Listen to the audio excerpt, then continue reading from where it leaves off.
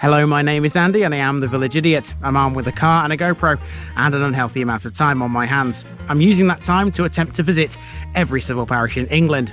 You're watching the Ryedale series, 115 parishes covering a huge area of North Yorkshire between York and Scarborough. It's a beautiful area, so let's have a look at it. Hello out there folks, welcome back to York, but not York, haha. We are in the post town of York still, but we're not in the city boundaries. Welcome to a brand new district of North Yorkshire. For the very first time, we are in Ryedale. This is Gate Helmsley.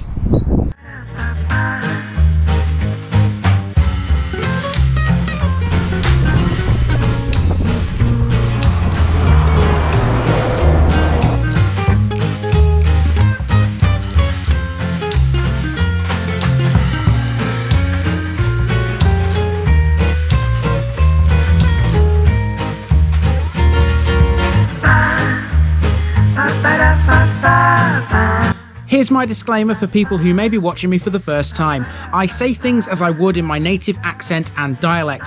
As a result, I may not pronounce things in the same way as the locals do. Remember, I'm a visitor. It's impossible to know everything.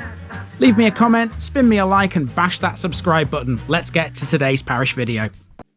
Welcome to Ryedale, everyone. Now, even though this is a brand new district for the channel, parts of this episode will seem familiar because Gate Helmsley sits between Stamford Bridge in the East Riding and some familiar places in the city of York like Dunnington and Holtby. Gate Helmsley lies on the A166, the former turnpike road which splits North Yorkshire from the East Riding. The nearest villages are its little brother, Upper Helmsley, which is less than a mile to the north, Warthill, just over a mile to the west, and Low Catton, the same distance to the southeast. Historically once a possession of the Archbishop of York, the village is mentioned in the Domesday Book as Hamelsec, or Elmeslac, which means pasture among the elms. It's had a few names over the centuries. It wasn't until the 14th century that Gate was added to the beginning of its name, and it only took its current form in the 18th century. Even then it was sometimes known as Street Helmsley, a reference to the Roman road on which it stands. Gate Helmsley has never developed to the south of the A166. There's a saying that floats around these parts that goes along the lines of, "It's all on one side, like Gate Helmsley," which is a reference to the fact that the village lies only to the north of the road. It has a church, an old chapel and a village hall, and to the north is an old railway station. So it's time to get those walking boots on once again.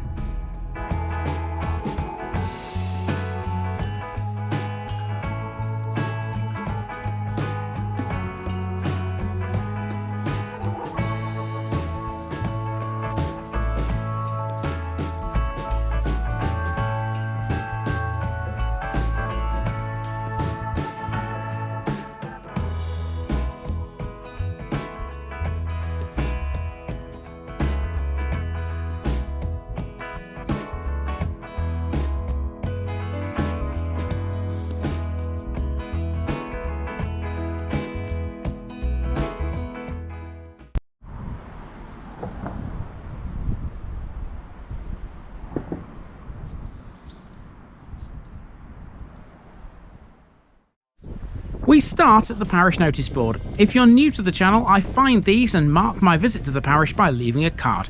One down, 114 to go in Ryedale. Our first landmark is the manor house, which occupies a prominent position between the village's two main roads. It's the fourth most expensive property in the village. Out onto the A166, here's a bus stop. You can catch 3 services here, and these will be familiar to you if you're a long-time viewer: the 10, 10A and the 747. Heading west up the A166, we come to the village hall. Note how this is termed the Gate and Upper Helmsley Village Hall. That's because both Helmsleys are covered by one parish council. Being on the A166, you might think it's not the easiest place to park for, but there is a dedicated car park for it on the other side of the road. And outside the hall is the old red phone box. No book exchange in this one, guys. It's an empty shell, this one, and it's also locked shut. I'm going to make this quick because, as you know, talking to the camera when it's windy is very difficult. We're heading towards the church and the Methodist church next.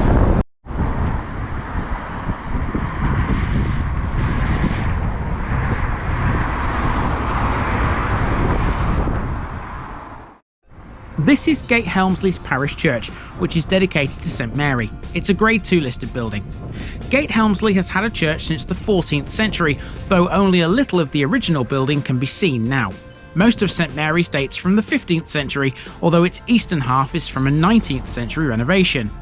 St Mary's has 3 bells in its 15th century tower, which were cast by John Warner of London in 1889. There's a full history of the church on a display at the back of the nave, and if you stop by to have a look in here, the locals even provide you with tea, coffee and biscuits. Lovely stuff. Back to the road, and this is Prospect House Care Home. A small one as care homes go, this one can cater for just 13 people, all in single rooms. Next door is one of Gate Helmsley's former Wesleyan Methodist chapels. It had 2. This one was built in 1864, replacing an earlier one from 1814. Okay, hopefully the wind's going to start and die down a bit now. We're heading towards a petrol station, which I've used a couple of times. It's the nearest one to Stamford Bridge. If you can remember the Stamford Bridge episode, that's where I went to get fuel. So we're going to head down towards that. There's a couple more buildings to see on the way, including this one here. That's a mighty fine building, isn't it? I wonder what that's all about.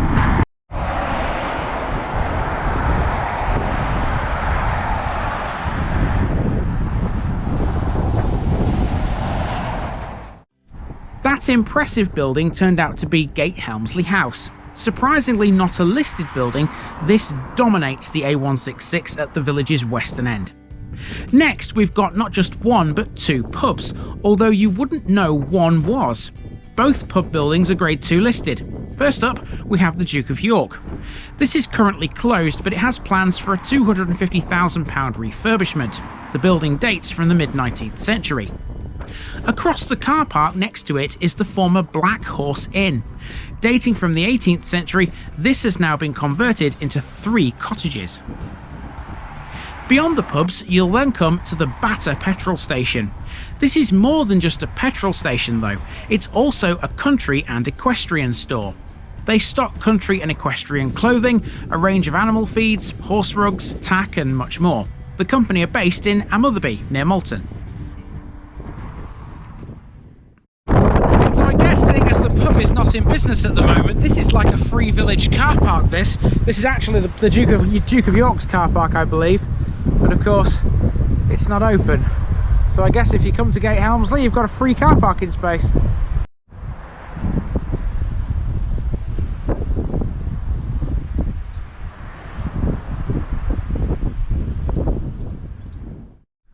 Now we're making our way back to the start via the lane. This is Gate Helmsley's other main street, which runs parallel to the A166. About halfway down it, we find ourselves once again in the churchyard, this time at the back. There's a church notice board in here, under which is a carving. Now, I have no idea what this is, I'm not a religious expert after all, but I thought this was quite a beautiful piece of work. Over the road is a small cemetery. This seems to be something of a recent extension to St Mary's churchyard. There's only 3 graves in here at the moment. Beyond the cemetery, the lane is wholly residential. It's a narrow road, and if you're wondering why it's so quiet, it's because no vehicles are allowed down it except for access. Sheltered from the wind, the lane is also a world away from the busy A166. It's almost as if the 2 halves of the village are polar opposites.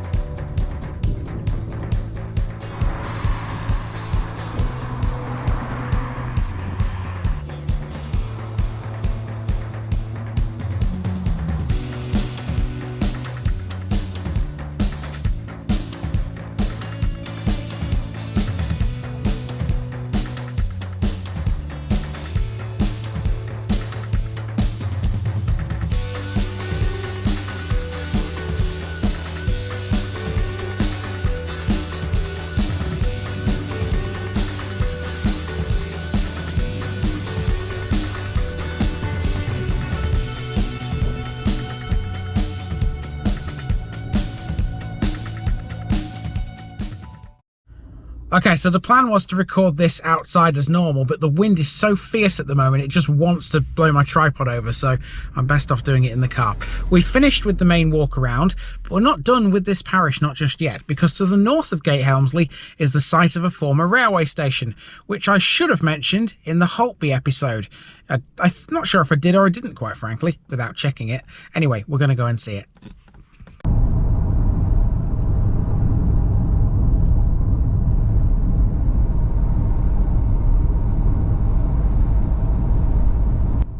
What we're heading for here is the former Holtby railway station. It was an intermediary stop on the York to Beverley line and the next station west from Stamford Bridge. The station served both Gate Helmsley and Holtby. When it opened in 1848, it was originally called Gate Helmsley, but was renamed to Holtby in 1872, despite the fact Gate Helmsley is much nearer.